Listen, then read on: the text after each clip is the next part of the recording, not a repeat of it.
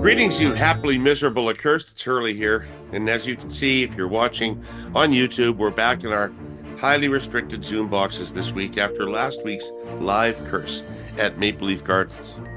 Kory, what was the best part of that night? That was so much fun. Oh, geez. I don't know, just the vibe in the room. Hot dogs? Could be the hot dogs. Well, yeah, hot dogs were definitely right up there. But I actually know the best part was just chatting with the good folks who tune into the show who were around and able to make it.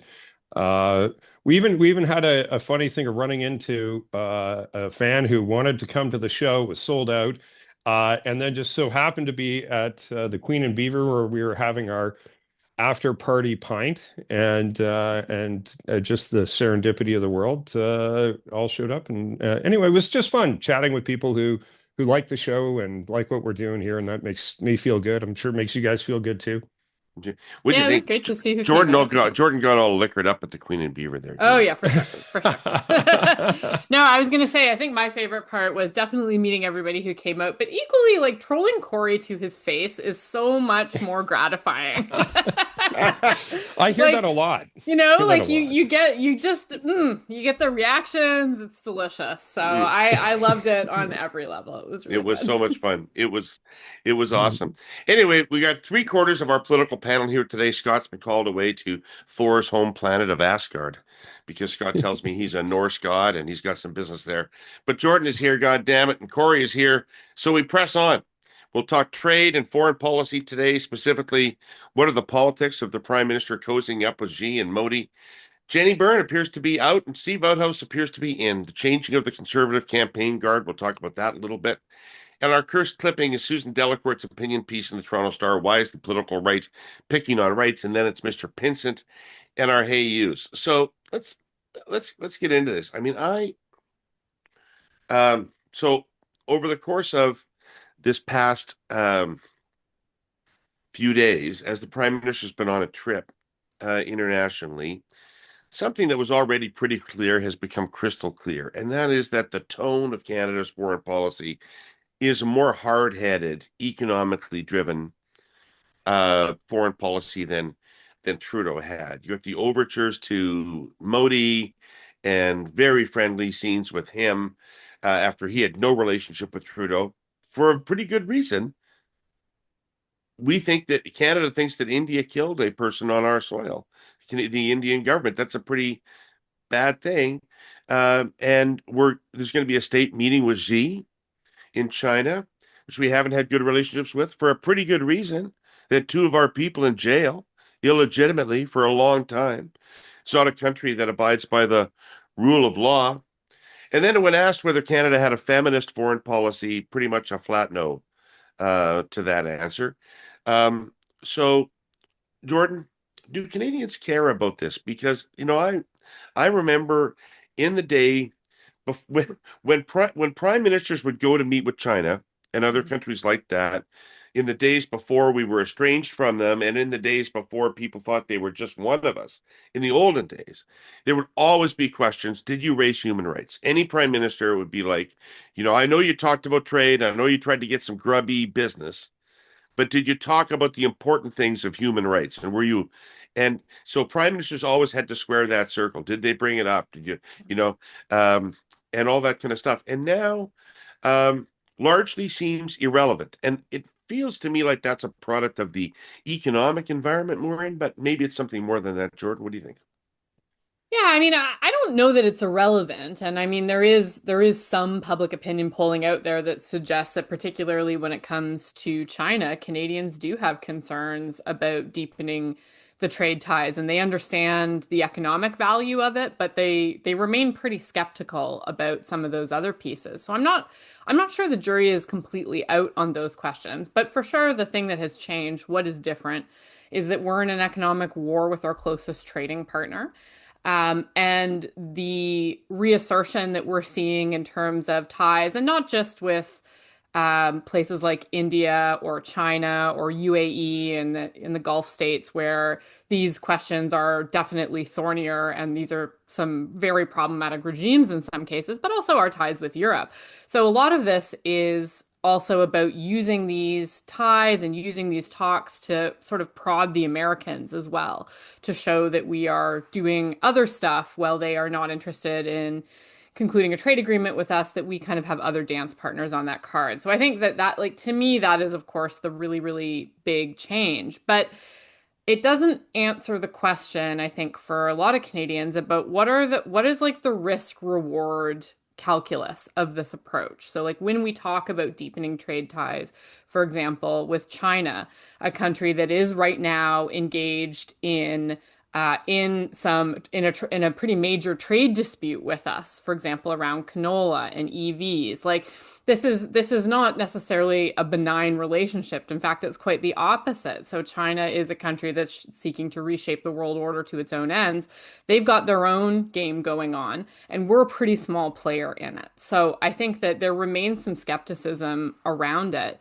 And it's interesting because I think that there's probably a pretty big temptation on the part of a lot of people who want a very pragmatic and economically focused foreign policy to kind of do the enemy of my enemy is my friend analysis on some of these trade relationships. So, and in this case, explain that to me. I'm not sure I understand. yeah. So in this case, that if the United States right now is our economic enemy, is our trade Oh, yeah. enemy, well, then that pushes us into a space where we're looking at other countries who are antagonistic to the United States on that front and trying to find sort of common cause with them in our fight with the Americans. Now, there may be some pragmatic economic reasons to do this, but it doesn't change the nature of those regimes. It doesn't change the problematic nature of those governments. And, to the question around India, like this is an ongoing problem. Like it wasn't just the assassination of a Canadian on Canadian soil. Like we had, like just last week, CSIS was out there talking about the ongoing threat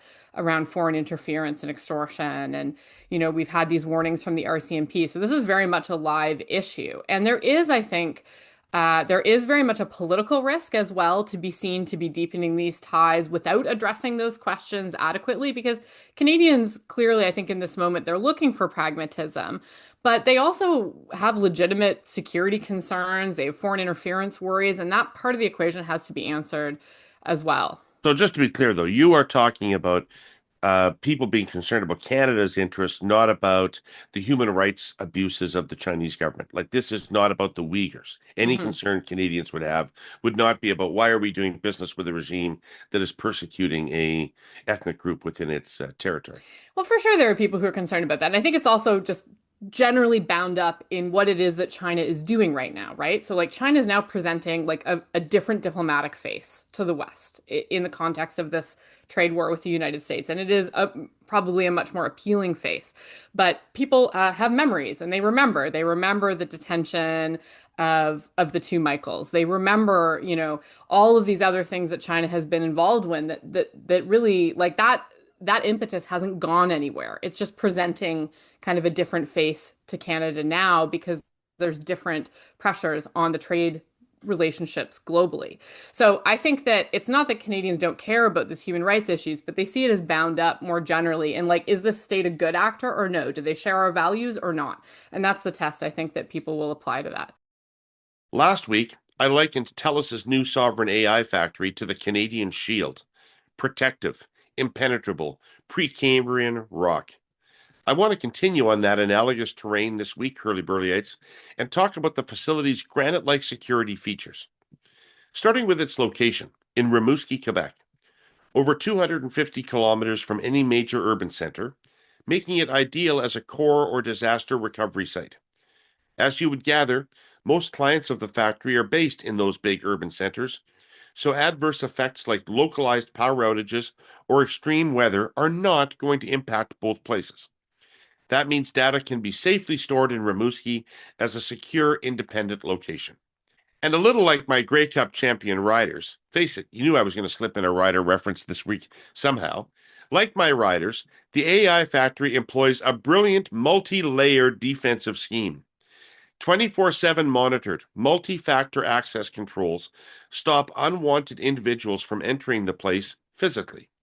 And advanced logical security like firewalls and encryption protocols protects your data from remote digital intrusion. Finally, there's the sovereignty piece, which I've talked about here before. TELUS's AI factory is sovereign by design, which means all data storage, processing, and operational control remain under Canadian jurisdiction and laws.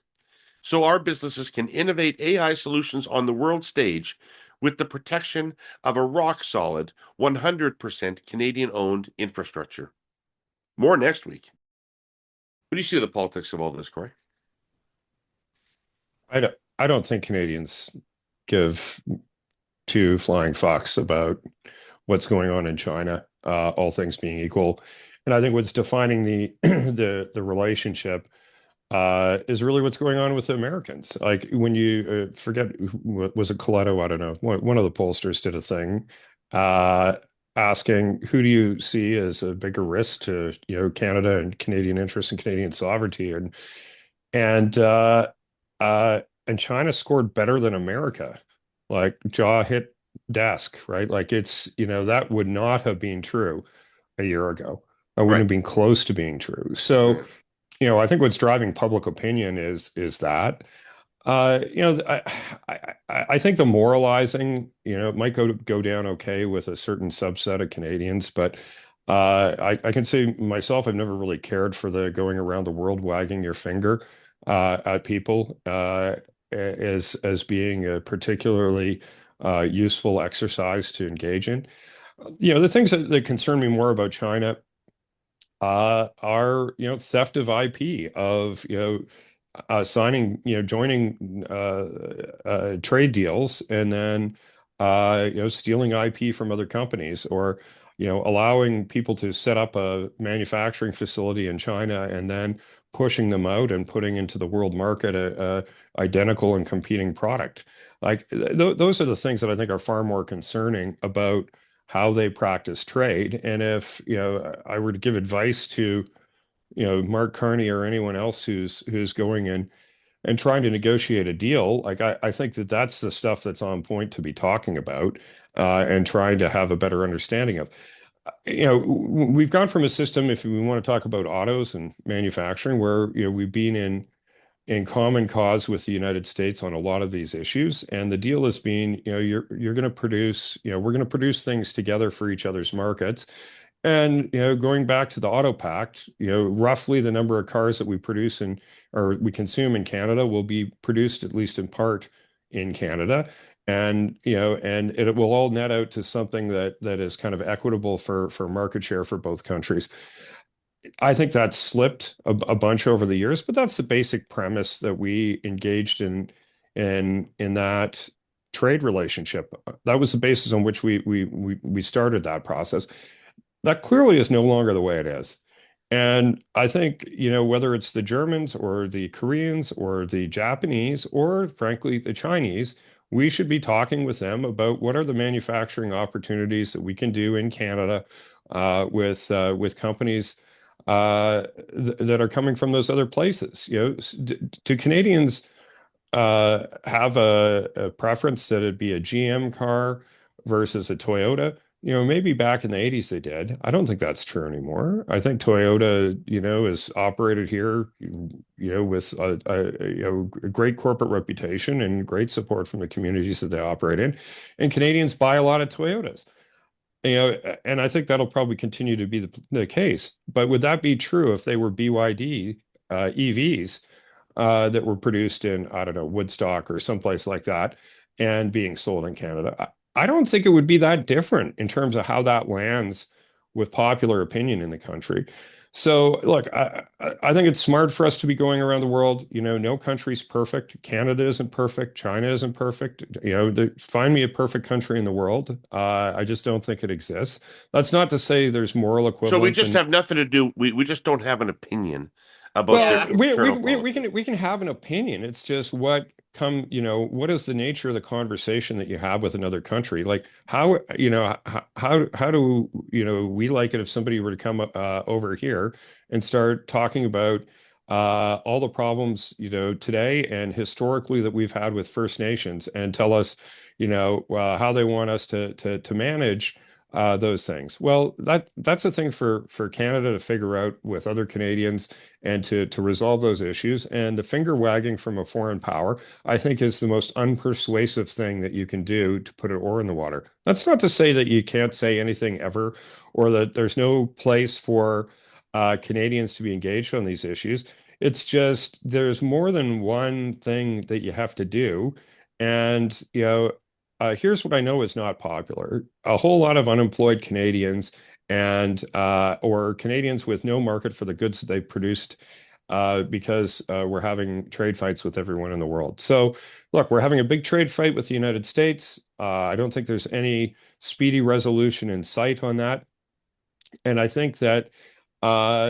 I think that the right approach is the one that's being pursued, not not just by the Liberals, but like by the current government with support, I think, from the opposition largely, and premiers across the country. That yes, we must diversify markets. We must find other places for us to trade. We can't be entirely reliant on the U.S. market in the way that we are. I guess we're not entirely dependent on it, but we're overwhelmingly dependent on it. And diversification over time is going to be good. And you're going to get, a lot more success in that endeavor if you're having those conversations on the basis of trade and economics as opposed to moralizing about domestic policies inside their own country. That's not the same as telling people don't kill people on our territory. It's not the same as saying don't hack our computer systems and steal our IP. I think those are conversations that are very much in the same vein, and we should have those. But wagging our finger on other stuff, I don't. Maybe it makes people feel good in the moment, but I don't think it accomplishes anything. Well, there's wagging your finger about what they're doing to other people. And then there's like, was Trudeau wrong, Jordan, on Modi and what he said about India on the killing of the No. um uh Canadians Sikh? Was he wrong to do that? I mean, feels now like we would kind of handle that differently. Yeah, I mean, I think it would be problematic to handle that differently. I mean, there's really no bigger violation that you can think of than a foreign government coming in and orchestrating the assassination of one of your own citizens on your own soil. It's a big problem. And and I disagree with Kory because I think that there's a false line being drawn there. You can have values, you can express them as part of your foreign policy, and yes, as part of your trade policy without being sanctimonious. There are other versions out there beyond the one that the Trudeau government did. And I think that, we've seen that over Canada's history. And in fact, by the way, often championed by conservative parties. Brian Mulroney was absolutely a huge example of this in terms of being able to uphold Canadian foreign policy values in a pragmatic way. So that, look, you can do that. And I think that these questions about sort of domestic trade security and IP and all of those things, they're intertwined, right? And if you want to talk about bringing Chinese companies to invest in Canada to become automakers here, well, okay, but like let's talk about how we actually do that, guys. We do that by subsidizing them. So are we going to now subsidize state-owned Chinese companies with questionable IP practices and questionable security practices to come into our country? And do people really view that the same as they do Volkswagen coming in with unionized jobs in a country where we are a NATO ally? I don't think that they do. I actually don't believe that that's a one-to-one equivalent for Canadians. And I certainly don't believe it's a one-to-one equivalent when it comes to domestic trade security issues. So I think that that's a real oversimplification of how it works. But I mean, like, I was really interested generally over the weekend in the G20 about like what were the headlines that Carney got out of all of this, right? Like what actually filtered back to Canada about what happened. And I'm not sure that they were that great. So he had, like, what did he have? He had his investment deal with UAE. Okay, so he went in, he did his investment deal. By the way, officials couldn't even answer whether the Canadian government was going to raise the fact that UAE is currently funding massacre, arms for massacres and genocide happening in Sudan. Couldn't even answer whether we were going to talk about that. Um, the end of feminist foreign policy was the other headline. Done with that. And for the first time in 20 years, Canada is cutting funding to the reducing our funding to the Global Fund for AIDS, TB, and Malaria. Those were the take-home headlines for Carney. I'm not actually sure that any of that is particularly helpful for him. Um, at the end of the day, this is a guy who got into government primarily with the support of a lot of Canadians on the progressive side of the spectrum who were looking to block a type of reactionary politics that included a reactionary foreign affairs politics that's actually like pretty similar to what we're seeing him unfold right now. And I don't think that that's helpful to him in the long run. So it may be that again he's got big plans in terms of what he wants to roll out in terms of diversifying trade relationships, but the day-to-day messaging on this in terms of what is filtering back to Canadians is very distant from their lives and is also pretty divergent from what he was promising them during the election. So, when the Prime Minister stood up in Terrace, British Columbia earlier this month and talked about 6 more major projects his government hopes will transform a Canadian economy under threat, he called back in history for comparisons and picked out a small rail line he said once united the Maritimes around the time of Confederation. It was established to move cargo and troops eastward and assert Canada's independence, he explained, and bolster a young country. That rail line, said Prime Minister Carney, eventually became Canadian National Railway, stretching from Halifax to Vancouver and Prince Rupert, moving $250 billion worth of cargo each year, driving huge economic activity and employing nearly 25,000 Canadians. That, said the PM, and this is a quote, is the power of nation-building projects, projects that Canadians have built before, and projects that we are starting together to build again. End quote. Well, beyond bursting its buttons with civic pride at being singled out by the Prime Minister as a generational example of nation-building, our sponsor CN is fully on board with the idea of clearing away bureaucratic obstacles and fast-tracking energy and mining projects.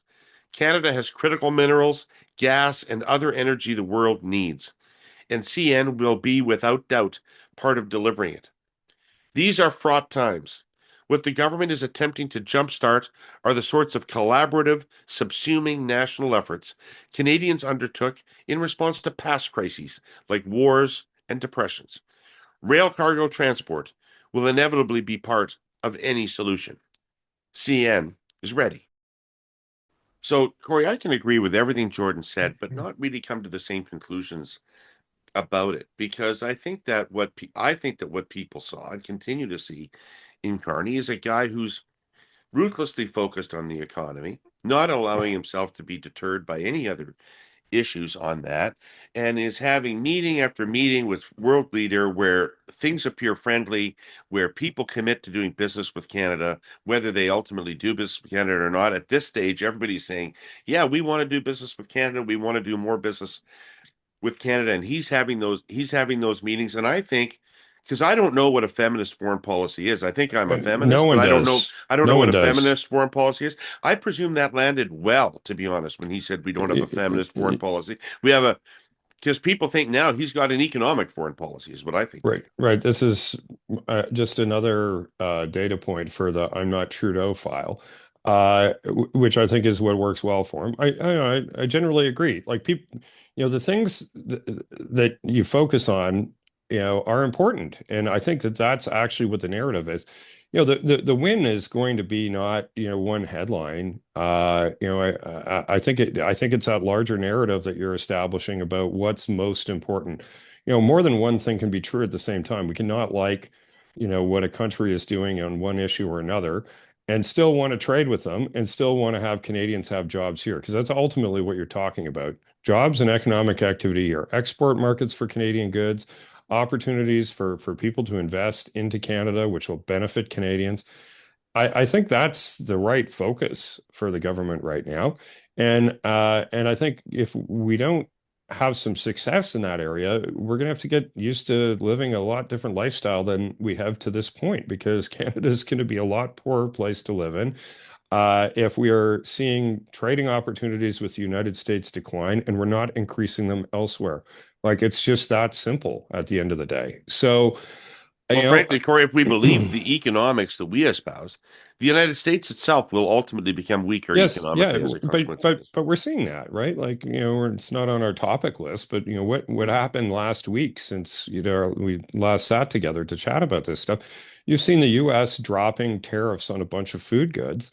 Because I think the administration is, also able to read a poll and see that Trump is seeing his numbers decline precipitously over cost of living issues. I don't know how hard it was for them to have the mayor of New York, an avowed social democrat, No, come Democratic Socialist, Kory. Don't get it wrong. Oh, Don't get mixed Democratic up. Socialist, sure, communist, come and stand in the White House and have to smile at each other. I'm sure that was something that made more than one person choke on their coffee there, but they did it because I think they know they have a real political problem. So I don't know. I think this is all, things are trending in a slightly better line for trajectory for Canada at the moment. I'm, frankly, I had a smile all weekend thinking that they're feeling some pressure in the White House right now. I saw that Bessett guy. Is he the Commerce Secretary? Yeah. Yeah. I saw him say on TV that the problem with beef prices is that immigrants have been bringing their diseased cattle with them into the United States and damaging the herd.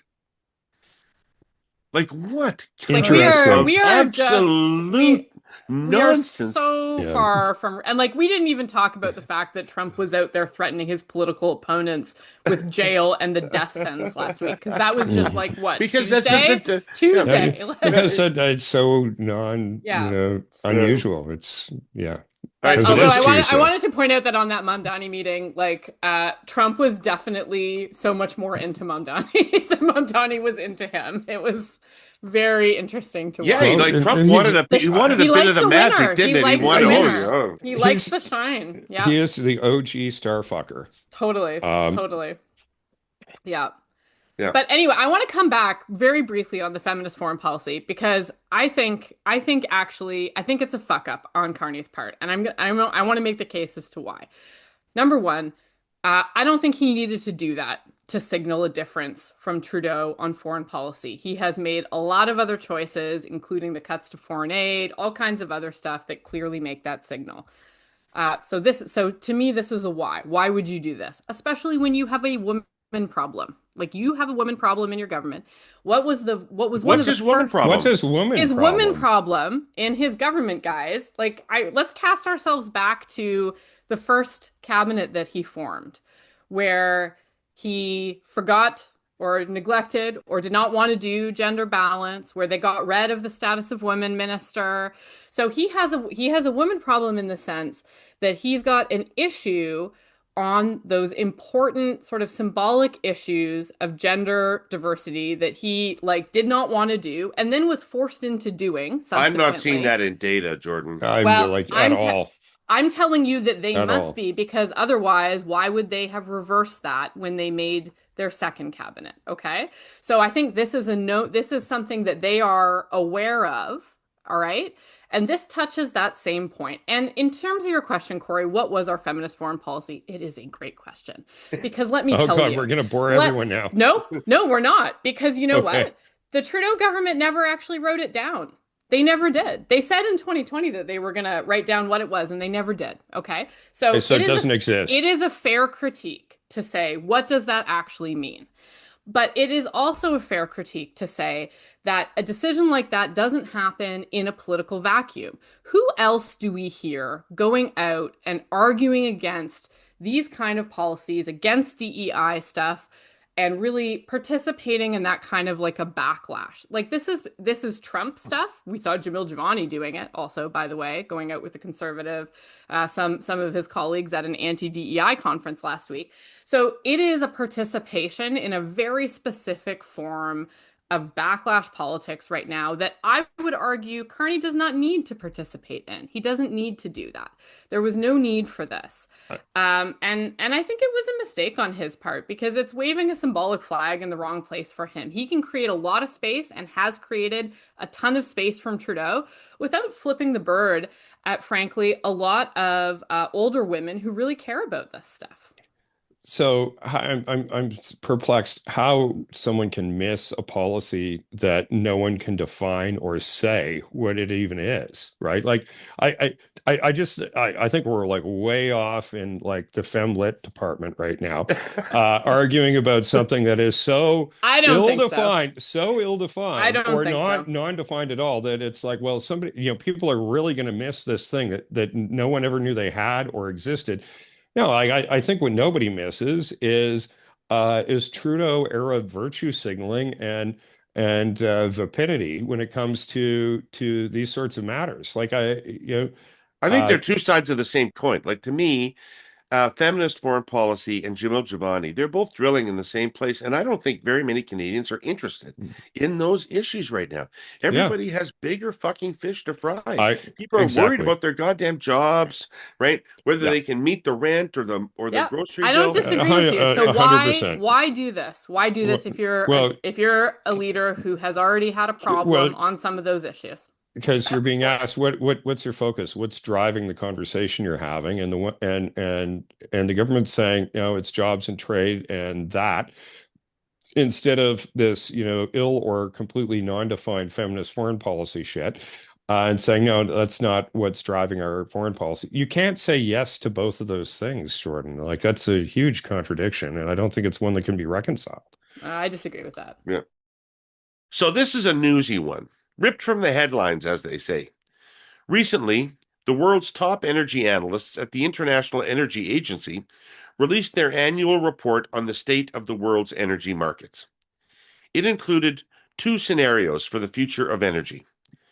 The first was an unrealistic scenario. That's according to our sponsor, the Canadian Climate Institute. Unrealistic because it imagined a world where all climate and clean energy policy stops dead in its tracks until the mid-century mark. Innovation on clean technologies like solar and batteries likewise stops, and we artificially constrain deployment of these technologies. It also found that oil and gas continues to grow to mid-century, which is the story most of the media went crazy for and got all the headlines. The second scenario found something quite different.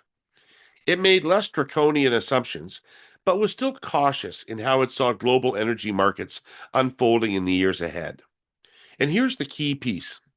Global demand for fossil fuels peaks around 2030 as clean energy continues to skyrocket. Let that one sink in for a second. In that world, coal is already close to its peak, oil demand is set to plateau around 2030, and gas is set to follow suit in 2035. It's that scenario that should give us pause, according to the Climate Institute. They ask, what does a world with peaking fossil fuel demand look like for Canadian fossil fuel exports, for Canada's economy? And what are the policies Canada could use to help the country navigate this new world of rising clean and electric technologies? As always, granular, realistic answers are provided at climateinstitute.ca. But it's worth noting a couple of their key takeaways. First, perhaps it's unwise to bet the farm or the economy on a single low probability scenario. Second, read past the headline. It's easy to get mixed up in the world of energy and climate policy, but the Canadian Climate Institute has you covered. All right, so let's go to our clipping. This is another small, it relates, I guess we sort of edged our way into this a little bit, but Susan Delacourt in the Toronto Star was writing about the Charter and about the use of the notwithstanding clause and some of these other things that are going on. And I'm not sure about the conclusions of this. I think they're arguable, but it's an interesting place to have an argument. So let's do that. This week, Ford said he would use the clause in a heartbeat to push through a sex offender registry, and last month was among a chorus of premiers, Smith and Moe included, lashing out at the Supreme Court of Canada for striking down mandatory minimum prison sentences for child pornographers. It's hard to argue for the rights of child pornographers. Even NDP Premier Wad Canoe said they should be buried under prisons, but the Canadian Bar Association president appealed for caution from the political class. Disagreement with a court's ruling is legitimate in a democracy, but political leaders have a responsibility to express their disagreement in a way that maintains public confidence in our legal institutions, Bianca Kraft said in a written statement. So, Poilievre wanting to use the notwithstanding clause on that issue as well. And so I guess the question I have about all this talk about use of the notwithstanding clause for various things, Quebec has always used it. And now it seems like it was the case that people did seem to believe back in 1982 that it would be politically controversial to use this exemption and that would restrict its use. And so that appears to be completely untrue. So, Kory, why do you think the charter is so politically vulnerable? Because the decisions the courts have made. That's why. If you've gone back to 1982 and asked people then if having a mandatory minimum for I'll use Doug's lexicon, kid diddlers, and that's an acceptable reason to put somebody in jail for a mandatory minimum, I think you would, as is the case today, have near 100% support for that. And the notion that somehow it's a charter right to let kid diddlers out earlier, like that is so unpopular. I challenge anyone to go out and sell that to anyone other than like a completely isolated academic or legal scholar, because like there is no market for that position. Or hear me out, a kid diddler. A kid diddler, right? So like, look. I know Scott's not here to howl with rage, but nobody thought that having a bike lane for 4 months on Yonge Street is a fucking charter right. Yet, you have a rather senior judge who declares that it is so. So if courts want to be activist bullshit artists who read into the charter all kinds of things that aren't there and that are viewed as being completely unreasonable to most Canadians, then you will see a lot of support for using the notwithstanding clause, because we don't live in a judicial tyranny here where courts get to go and decide things that are incredibly unpopular and don't seem at all like a charter right and declare them to be thus and not think that there's going to be a backlash. Look, at the end of the day, there is a much, much older thing than the charter around the supremacy of Parliament and democracy in our society. And that, if these two things come in conflict, Parliament is supreme. And if people don't like that, what the government's done, they can throw them the fuck out. I don't know how you change unelected court that makes stupid fucking decisions like the ones that we talked about, other than to rein them in with something like the notwithstanding clause. So why is there no backlash against it? I guess it depends what it's being used for. If you use it for something that people don't support, there's a backlash. If you use it for something that people, very, very, not just broadly, almost universally support, there isn't a backlash. So I don't know. Like, I don't see what the problem is here. Then make the final point that others have made before. I've made before. No notwithstanding clause. No charter. No charter. I'll just make the point that I've made many times before. Japanese internment, popular, would have been wildly supported. So that's the reason you have a charter in the first place. But Jordan, you put that in the same category as fucking bike lanes? No. The following message is brought to you by Unsmoke Canada. Not all nicotine products carry the same risk. Smoke-free alternatives like heated tobacco, vaping products, and nicotine pouches don't burn tobacco or produce smoke. While not risk-free, evidence shows they have the potential to be significantly less harmful than cigarettes. Yet, Canadian regulations restrict access and limit communication about these alternatives, keeping adult smokers in the dark. Sweden has accepted this science, embraced smoking harm reduction, and driven smoking rates below 6%. Canada has the tools to do the same, but it requires political will. It's time to align regulation with science, expand access to smoke-free products, and empower Canadians to make informed choices. The evidence is clear. The opportunity is real. Canada can be smoke-free. Learn more at unsmoke.ca. So Jordan,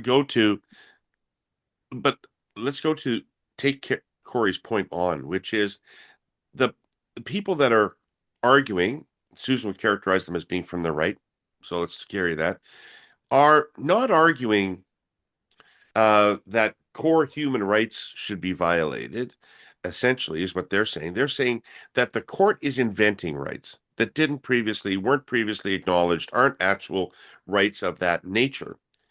And that's what they're rebelling against. That the courts are changing our society by creating rights, by treating the charter as, I'm going to nerd out here, Brian Dixon, the first Chief Justice, said, it's a living tree. What do you think about all that? I love, like, we can take you out of law school, but like never never away from the nerdiness. So, and look, I mean, Kory, that was the rhetorical flight, the judicial tyranny. I mean, you guys, come on. This is this conversation has become, and I mean this nationally, not here specifically, but really detached from the facts of what's actually going on. And I think we have to acknowledge that, particularly as the example that you're giving with the ruling on the mandatory minimum for a pedophile, like that's actually not most of the cases that Delacourt is talking about in her piece. She's talking about things like Alberta using this on the anti-trans legislation, using it to shield their moves that were against the labor unions in the teacher strike. She's talking about Quebec using this in Bill 94 and Bill 21, okay? So what we have going on here is actually far less a reaction to specific judicial decisions, although if you want to argue that one, by the way, if you actually look at the decision, you'll see that there is very much ways that legislatures can craft those mandatory minimums to be compliant with the judicial decision. So that is not an impossibility. Parliament can also work specifically around those things. But what we're talking about here are governments that are, and overwhelmingly from the right, who are using this preemptively as a first option, not as a last resort, not when they have been necessarily challenged and overturned, but they are baking this into their legislation from the beginning. They are passing this legislation with minimal debate, by the way. So in the case of Alberta and the strike, that was done inside of a day without any debate. And so they are using this in a way that I would argue was never anticipated. It was never anticipated that that is the way that the notwithstanding clause would be used. And it is problematic because inherently what we're talking about here is the absolute very strongest thing a government can ever do to curtail somebody's rights is to use the notwithstanding clause. And I find it fascinating that these attacks are overwhelmingly coming from right-leaning governments who you would think ideologically would have absolutely the most incentive to be the most vigorous defenders of people's rights against government infringement. But instead, we see them leading the charge. We see them leading the charge time and again on this. Well, wait a second. Let me say something that's going to get me in a ton of trouble. Nobody could have foreseen the use of the notwithstanding clause to deal with trans rights back in 1982, because nobody knew there were trans rights back in 1982. Nobody talked about trans people, trans issues. They didn't exist. That was an invisible part of society.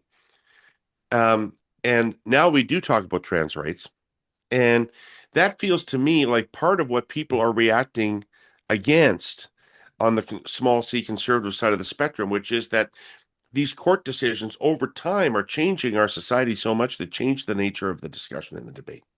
Well, can I pop in on one other thing that said that this is overwhelmingly right-wing politicians? No, that's who you guys will bring up on the show to talk shit about. But let's be very clear. If we want to put a little like column, it's called Quebec Does It, and it's a liberal or a PQ politician. You're going to have like a whole lot of little, like 4 little lines with one going through, and it's going to take up a page and a half because it's like literally every piece of legislation coming out of Quebec.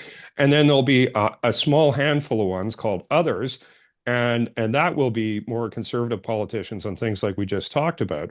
But to say that it's overwhelmingly conservative politicians is to completely ignore the reality of the use of the notwithstanding clause, But which you're is ignoring the reality of why Quebec uses the notwithstanding clause. That's- Quebec uses it to deny the validity of the charter itself, to deny the validity of the 1982 Constitution sure, itself. but you know, you're going back and revising an argument here where it's like so why is it that Quebec does this? Sure, you could say that, and the things that they use that for is if you're talking about reasonable accommodation category things, I think very much in violation at times of what the core values that were written down in the Charter of Rights are. So being able to wear some sort of religious symbol in a public workplace, that's quite unconscionable. But look, the politics of Canada being as it is, the Liberal Party has historically been very shy about going and taking issue with that stuff. They'll fight with Danielle Smith all day long because it's a conservative in Alberta, and that works for their political coalition. And they won't say shit if their mouth is full of it about Quebec for very political reasons. So I just don't think there's some great ideological high horse that the Liberal Party is on when it comes to these things, because they're where they want to actually fight and take issue with it seems to align perfectly with their normal electoral needs. Now that is the place where Kory and I will agree. As Roberto Duran said, no mas, no mas. I give. But let me just end with this section with one thing. So when I interviewed Wab Kinew, it was interesting to me. He is not proposing an end to the notwithstanding clause. He's not proposing scrapping it.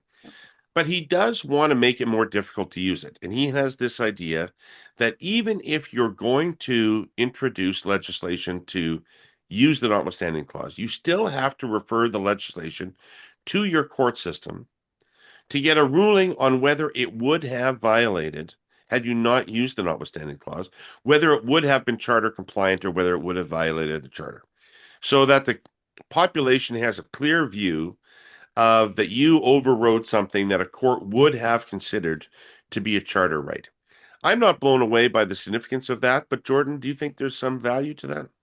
I mean, I want to think so, but I think that to me, the most interesting nut that we have really yet to crack on this conversation is that, like, why does the population not generally care about the use of the notwithstanding clause? Like, that's the bigger issue. Depends for what. Well, hold on.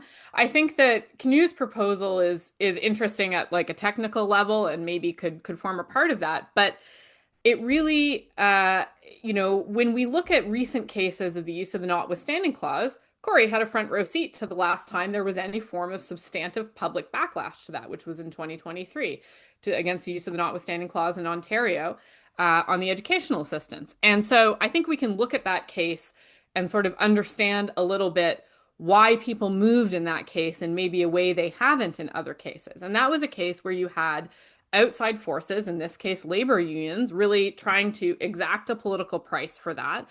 And it was a case of overreach that the public felt it was too much. It went too far. And there was a constituency out there arguing that case.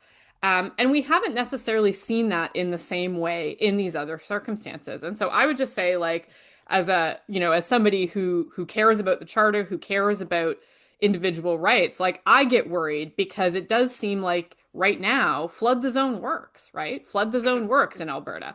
Flood the zone works in terms of neutralizing the public's backlash on some of those issues. And that's why Danielle Smith has done this twice in one fucking month. Like, that's insane. Like, if you had imagined that in the 80s, that's crazy.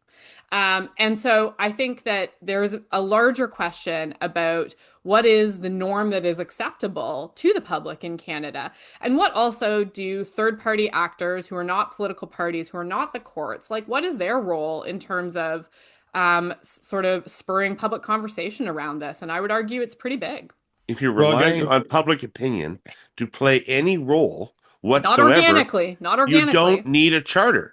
Well, okay, but like, so fire up the pedophile lobby and let's go have a big debate as to whether or not the kitty diddlers should spend more time in jail or not. Like, look, I think you're kind of proving the point here, Jordan, that if it's something that you can't make the public argument for, and in a way that's pretty massive, then you're going to face headwinds. And you gave an example of where that happened, and then the government withdrew the use.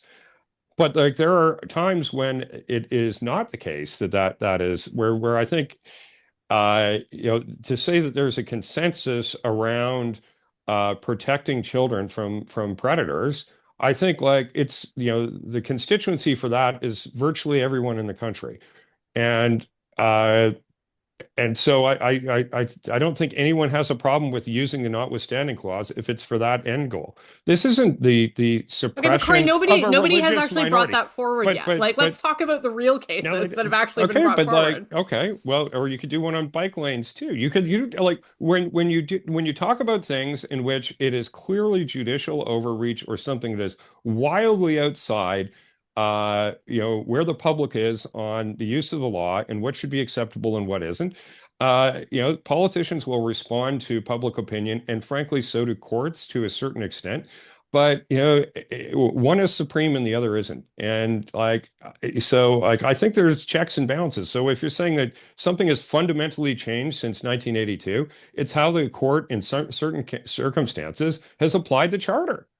And if they applied it in a way that was more in keeping with public opinion, and then there would be a big backlash against using it. But when the court does dumb fucking shit, people will not defer to the court in the same way as But when Kory, they do smart shit. We gotta move. We gotta move on, account Jordan. for the preemptive use. Anyway, If only because of my law school nerdiness and my charterphilia, we will be back to this topic. I have no doubt. We I will. have no doubt. we look forward to it. we will return, but there is some pretty big political news we have to get to before we wrap up today, and that is Brian Lilly yesterday reporting in the Toronto Sun that the CPC and Poilievre have a new campaign manager, and that the job that was done by Jenny Byrne last time will now be done by Steve Outhouse, fresh off a surprising win in Newfoundland. If you want to know more about Steve Outhouse, check out a recent interview he did with me on the Herle Burley. You'll get all of his background and what he thinks about campaigns. Kory, what's the impetus behind this change? And particularly, if Jenny was as clear a reflection of Poilievre as we were always told that she is, what change can Outhouse actually bring? Well, I guess we're going to find out. But like, look, I think it's in keeping with the number of changes that you've seen Poilievre make around trying to reach out more to mainstream media. It's like we've taken issue when he's sort of being off track on some of the interactions with journalists or whatever. But clearly he and they are trying to do a few things differently. And I think this is another version of that. There was a sense that the campaign became, pretty narrow in terms of some of the folks that were involved in it. Excluded a lot of people in provincial politics and in different legislatures. Point to like the fight with Mike de Jong's nomination and things like that, where it was maybe a little bit more of a closed shop than served the benefit of the party and the campaign. And I think bringing in Steve is smart. Because I think he's somebody who has worked a lot with other people, and I think his view on him is quite an inclusive guy. And I think he's also a very competent campaign manager. I've thrown shout outs to him on the program a number of times. Is like I think he's a really solid guy. So I think it's good. I do want to say one other thing though about Jenny. She's faced a lot of criticism, as anyone does when you manage a campaign and it doesn't go well. But like when you look at what she did to get Poilievre into office, an incredibly convincing win. And if you go back through earlier campaigns, like all of us won some, lost some. But in 2011, got a majority conservative government elected. That is not nothing. That is a huge fucking thing to have accomplished. And I anticipate that she'll continue to be involved in one way, shape, or form as things go forward. And I think that's exactly as it should be. And I think I'm always in favor of these things, of being more inclusive than exclusive. In terms of campaigns that I've run here, invite in everyone from every team and your team will be stronger. And I think that's a good thing. And hard to imagine a strong conservative team that doesn't involve Jenny Byrne in some way. So, I think it's great that Steve's in, hugely supportive of him and what he's done, and I don't want to miss the opportunity to say some nice things about Jenny because she's absolutely earned them. Jordan, this feels like a sign of weakness on Poilievre's part to me. He and Jenny are mirror images, right? They have the same view of politics. They reinforce each other. He doesn't believe she did a bad job. I think this is another sign that he feels some vulnerability in the party and in the caucus, perhaps particularly in the caucus, that despite his bravado of I don't need to change, that he knows he does need to change. And he knows he needs to signal change if he wants to keep his job. I see this as a real sign that he feels vulnerable. Yeah, I mean, I have a hard time imagining that this is a choice that he would have made absent what happened around the budget vote, for example. I think this is certainly a shift in direction in his part in a lot of the ways that Kory has talked about in terms of broadening the conservative coalition, in terms of choosing somebody who's known, I think, not just as a competent campaign manager, but as somebody who kind of crosses those worlds within the conservative movement. That's a very different choice from what we've heard from Poilievre over the course of the summer and the fall. Which was effectively, I have learned no lessons. That was a great campaign, and we're going to do it again harder. So this is a different choice. I think, to be clear, I think this is a smart choice for him. I think that if you look, if you look at Outhouse's record, and I think in particular about the campaign in Alberta, like he is somebody who has generally been able to help keep conservative parties that do have some raccoons in them on a path that is more appealing to a broader base of voters, at least for the duration of a campaign, right? And there is an element of that for sure among the federal conservatives, of them getting distracted, of them certainly getting off message. We've seen since the spring campaign, the discipline that they used to hold around questions of affordability has really evaporated. And instead they're on things like DEI and all that other garbage, right? So I think that there's a task for him there, but I wonder if it will end in tears, because I do still think that Poilievre, for himself, if he were honest and if he, truly were to say what his preference in terms of the type of campaign that he would like to run, still, I think it would be very similar to the last campaign he ran. So we'll see. We'll see how it goes. But I think, David, you're right to point to some vulnerability, not so much among the membership, but among caucus. And this is an important way to signal that change. It's also an important way, as Kory talked about, like things like nominations that created a lot of friction internally. This is a way to signal that that's going to be handled differently and maybe reduce some of the temperature around that. Yeah, but why the problem with caucus? And I don't think it's just about personalities and things like that, although they can certainly put pressure on your leadership by creating needless friction with people. But Poilievre's problem isn't with the core of the conservative voter base as he has constructed it. Like he's, I think Coletto had some polling out showing that he's largely quite popular still within that base. The challenge is with the broader electorate, and can you get to a support level that it will actually have you win? And caucus, more than anyone, that's what they're there to do. They're not there to sit in the backbenches forever and ever, especially when it's a government that is viewed as being long in the tooth and should have been defeated and wasn't defeated. And the natural question for people closer to it, like caucus, is can you get it across the line? And I think what a good campaign team is there to do is to help bring you that extra 5 or 10 yards to get across the line that you need to get. And like the difference between where the conservatives were in the last election and victory isn't a huge long distance, but it's a lot of work to close that last bit, because it requires you to reach out to some people who are not with you now, and in many cases very opposed to some elements of what you're talking about and doing.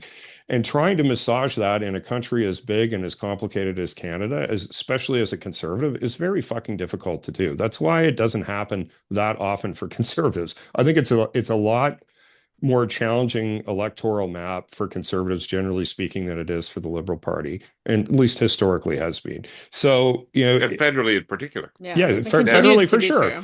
But as I'd like to say, there's like 5 conservative parties in Canada. There isn't one, right? Right. And when one will often be in ascendancy, and often not do very well in some of the other 4. So, despite having been an Ontario MP for a long time, but Poilievre is still a Calgary kid and a prairie conservative. And that doesn't go over the same way in BC or in Ontario or the Maritimes or Quebec as it does on the prairies. And so trying to massage that and negotiate that in a way where people see enough of themselves in your party to vote for you is the trick. And so bringing in a guy who's a campaign guy who is, originally from Nova Scotia and gets what that maritime conservatives looks like, but has also run campaigns in Alberta and understands what that is and run campaigns in Ontario. I think that's a good building block to have to try to figure out how to do that. And Steve Outhouse isn't the kind of guy who's going to sit down and have a knockdown, drag out fight on communications with Poilievre. I just don't think that's his personality type or what he brings to the table. He is more of a guy who has a much softer touch, and will listen to you and say, okay, but despite that, maybe we need to think about doing something a little differently here or there. It's a different. I think he has a different leadership style in terms of campaign management than, for instance, I do. More than one way can work, but I think he's probably the right kind of personality to cajole that leadership team into, I think, a more productive place. Yeah, when I talked to him, he didn't seem terribly ideological himself. I know he's going to get labeled as a social conservative because of his evangelical background, but even when he talked about that, he didn't seem like a political evangelical. It's a total Pretty- total misread of Steve if you think Right. that's what he's about. So it looks to me from the campaigns he's run like he's going to run a data-driven campaign that meets the circumstances of the moment, as opposed to coming into it with an idea of what the campaign is supposed to be like. I mean, he has to, as Kory says, he's got to figure out how to hold that vote coalition together and find that growth, either through new voters turning out new people or getting some of those liberal conservatives. I think it's largely bringing home voters that normally have voted conservative. We talked about this, a bunch of times before. Like the easiest votes to get are from people who voted for you many times in the past. And there's more than enough votes in 55 plus men and women to bring the Conservative Party across the line if they can hold on to the rest of their coalition. But that's the trick. It's not easy. Not easy. No. Big spread. All right, Mr. Pinsent, let's assemble the team for our Hey Yous. Ladies and gentlemen, please return to your seats. The Hey Yous are about to begin. Jordan, what do you got?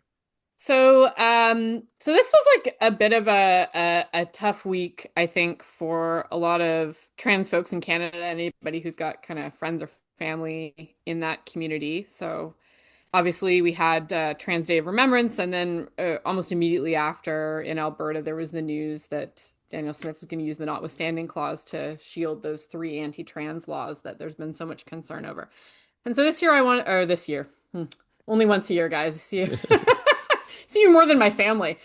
So this week I wanted to send my Hey You out actually to an Ontario PC MPP, Rick Brissy.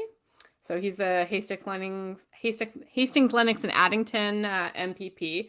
And I wanted to give him a shout out because he gave in the legislature what I think was a pretty remarkable statement these days on Trans Day of Remembrance, where he talked about the way that too often right now, trans lives are being discussed as policy and not as people. And it's a simple observation, but I think it's a real one.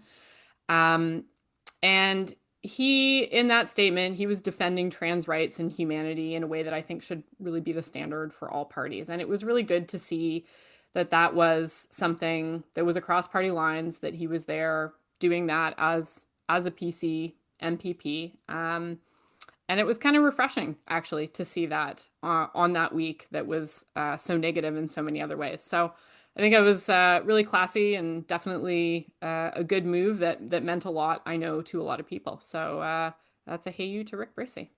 All right. Thank you, Jordan. Kory? Well, I'm going to throw one to Danielle Smith.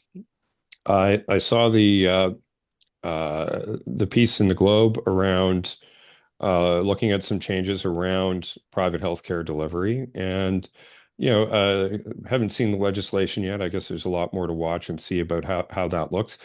But I want to give a positive hey you to her, in the sense that I think we should see more experimentation around healthcare and healthcare delivery from provinces. And I think provinces should try to test the boundaries of improving delivery and being non-ideological about it. And to the earlier point in discussion around courts and federal government and all of that, I think more conversations in this area and more people trying different things and seeing what works and being non-ideological about it is a positive thing. And some of these things will turn out to work well, and you'll see other provinces replicate them, and some of them will be duds, either politically or in terms of how they function in the marketplace, and they'll go away. But I'm in favor of people trying things. If the objective is to improve health outcomes for Canadians, and I think that's knowing her pretty well. I know that's where Danielle Smith comes from on this, and so I want to applaud it, because I know she's going to get lots of shit from other people. So I, for one, say I'm glad you're trying things. You're singing a sweet song, Kory. May all the Conservative parties across the country indulge in healthcare privatization. I would love that. Yeah. Yeah, I think that should be the next thing the Ford government takes on. It's a big privatization of the healthcare. I think he's been pretty clear that's not where it's going. But, but God love her for trying to push the envelope in different ways, and we'll see how it goes. Gotcha. All right. My hey you goes out to Jenny Byrne. OG of the Curse of Politics. I think over several years on this show, we established that she and I agree almost nothing about the content of politics, and had some epic battles about that. But nonetheless, I respect her tremendously as a practitioner of politics, and I love her dearly as a person.